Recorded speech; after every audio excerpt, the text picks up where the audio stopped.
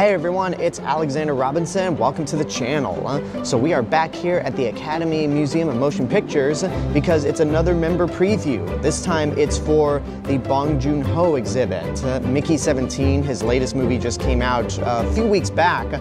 I liked it myself. You can check out my review on my movie review channel, but this is a member preview for their brand new exhibit surrounding Bong Joon-ho. So I'm excited to see what this is about, and we can also check out what's new in the museum that I haven't showed off in the last video. So without further ado, let's get this trip started. Got my wristband here on my very hairy Wookiee-like arm, and they said the exhibit's on the second floor, so let's head over. This is actually very new.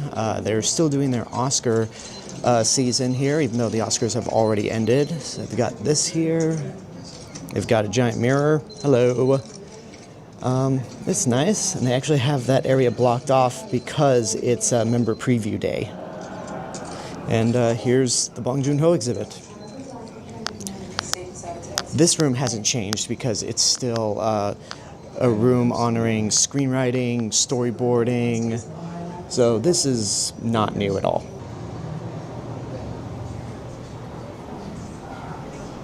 So over here is a section of The Host, which was the movie that got Bong Joon-ho worldwide recognition. It was the first movie of his I even heard of. I've never seen this for myself, unfortunately, but I love monster movies, and this creature looks really terrifying. So I would love to get around to The Host one day. Here's the makeshift crutch from Snowpiercer, which was the first movie of his I actually saw. It's really, really good if you haven't seen it. If you saw Mickey 17, this is essentially the same theme, same idea, except not as tongue-in-cheek. Well, except for her. Tilda Swinton is just so over the top in that movie, but I prefer Snowpiercer to Mickey 17. One thing I did not know about Snowpiercer until just now is that it's based off a graphic novel that Bong Joon-ho discovered when making The Host. Later in this exhibit, they'll show a ton of his storyboards. I figured this was all the storyboard stuff. It's been a while since I've seen Snowpiercer, so this is all really, really cool. Here's a lot of concept art for Okja, which I actually am not the biggest fan of. I only saw it once when it came out, so I really would like to see it again. The best way to describe this movie is a live-action Studio Ghibli film. I mean, this poster right here screams Studio Ghibli for 10 miles.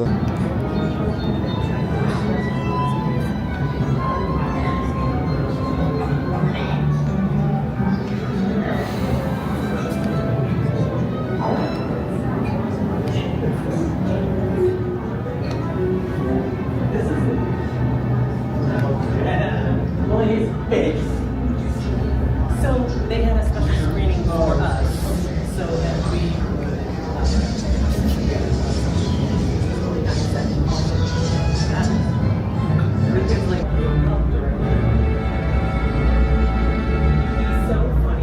On the other side of the exhibit, we have a few sections dedicated to some of his lesser-known movies, like Mother, right here, from 2009, Memories of Murder from 2003, before he did The Host.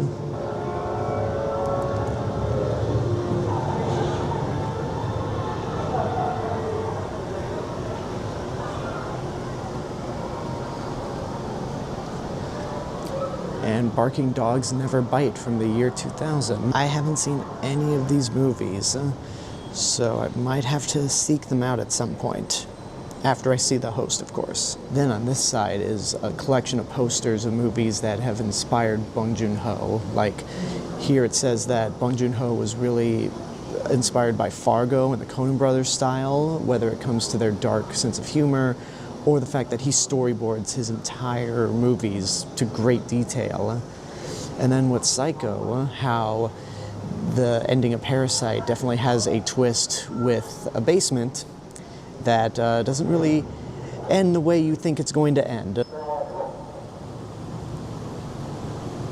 wear a shoe on your head? Of course you would wear a shoe on your head. A shoe doesn't belong on your head. A shoe belongs on your foot. Even when the Godfather exhibit was here, this room was for the details of casting and casting directors. Now it's just a compilation of Bong Joon-ho's films. Speaking of The Godfather, since this exhibit replaced the Godfather exhibit, right here is where they had Coppola's copy of The Godfather, as well as a notebook where he would take notes extensively while making the movie. In this place, it's a logbook from the Yellow Door Film Club that Bong Joon-ho was a part of, and several VHS tapes that they would basically pass around. So that's interesting, looking at the different methods for cinephiles and filmmakers based on the generation. And of course, it wouldn't be a Bong Joon-ho exhibit without featuring Parasite. Oh, look at that adorable family. I'm sure they have no dark secrets hidden in their basement somewhere. Not at all. So that basically does it for the Bong Joon-ho exhibit. It, again, takes up the same space as the Godfather exhibit before it, and the Wizard of Oz exhibit prior to that. So it's not a very big one, but I did actually manage to learn a lot and gain to see a lot of the props and model work and all the storyboards. I had no idea how much Bong Joon-ho storyboarded his films. It is insane. Definitely check out the exhibit if you can. I didn't go into like full detail on the exhibit because I firmly believe that if you want to see it for yourself, you should see it, and I should just be as vague as possible with these Academy Museum vlogs. But let's check out the rest of the museum that has changed since the last time I did a video here. We're gonna head into the Rolex gallery here, which used to hold an exhibit for the director of The Skin I Live In and all of his other movies. But now it's been changed into an extension of the animation section of the museum. So we're gonna go in there. Oh, and by the way, if you guys have not seen The Day the Earth Blew Up, please see it because it is so good. I just recently published a video review on my other YouTube channel, so please check it out and check out the movie. I promise you, it is amazing. Anyway, let's head inside. Animation and me.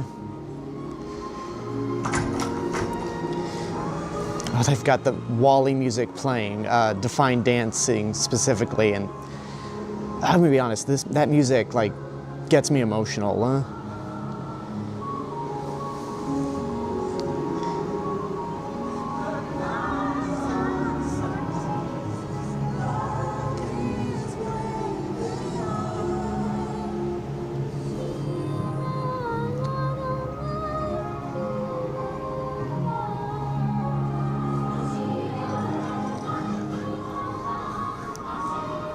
I've only seen this movie once. I only saw The Prince of Egypt when it came out in theaters, and I've never seen it again. I really want to.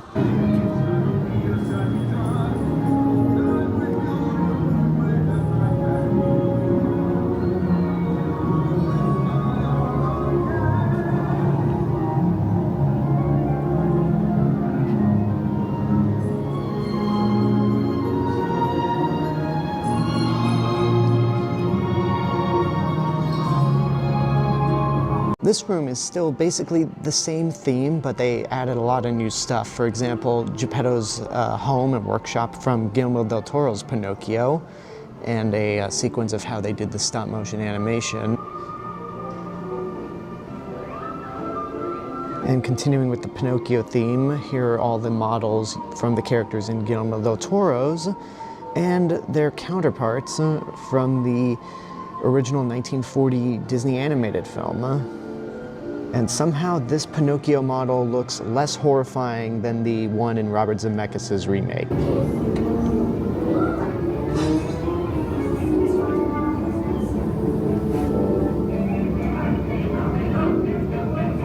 If you ever wondered why WALL-E's eyes looked so familiar, then here you go, showing that everyday objects can influence art.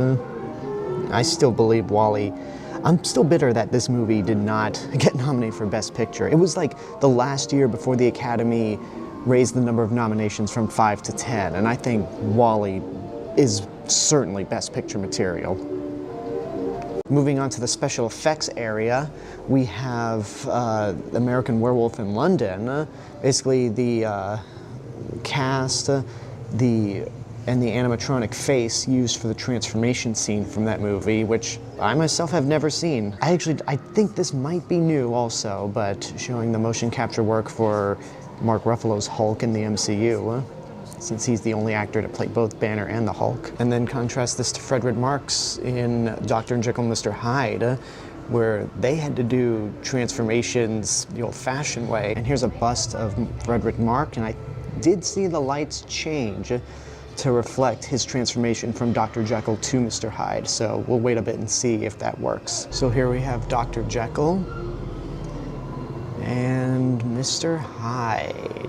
It's all due to makeup and lighting techniques for a movie that was filmed in black and white way back in 1931. So now we're at my favorite section of the museum, always has been since it first opened, and there have been some new changes, like there's Harley Quinn's dress from The Suicide Squad, Morbius's outfit from The Matrix, and you can tell it's The Matrix because it's just nothing but leather, because, you know, The Matrix set that trend. We have the Iron Man helmet from the first movie, first Iron Man more specifically, the Infinity Gauntlet from Avengers Endgame, which kind of looks like it's been stripped apart because a lot of the red is gone. We got Storm's costume from the X-Men movies, the Spider-Man suit from Amazing Spider-Man 2, which, regardless of my feelings on that movie, is the best Spider-Man costume out there, undeniably. They have a new C-3PO costume, this time with the red arm from The Force Awakens, and a bunch of other props from the sequel trilogy, including Finn's Stormtrooper helmet.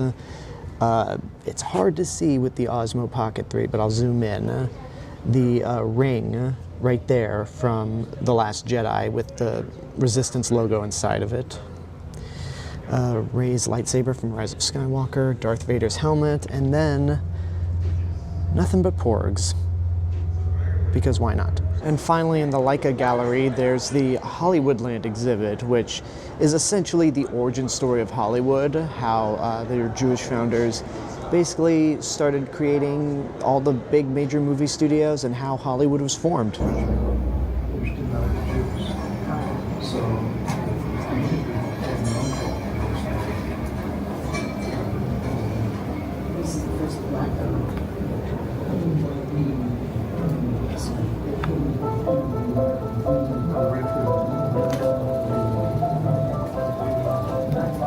I understand. What? Plane? It's a plane. I don't know what the plane's doing. The plane. Here it comes. You're right.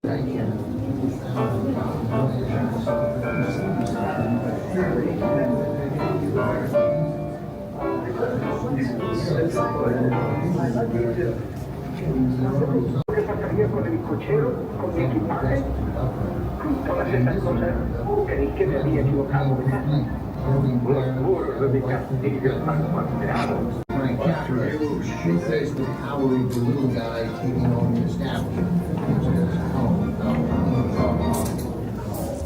No place out there for craft, or greed, or lies. And going back to the first floor, in the Spielberg Family Gallery, they've redone the entire room because they had a Star Wars exhibit not too long ago, sometime in the last year, and now all the movie montages play on these screens here, but it's still Oscar season for the Academy Museum here, so that's why they're still playing Oscar stuff. Anyway, guys, that's gonna do it for this video right here. Thank you guys so much for watching.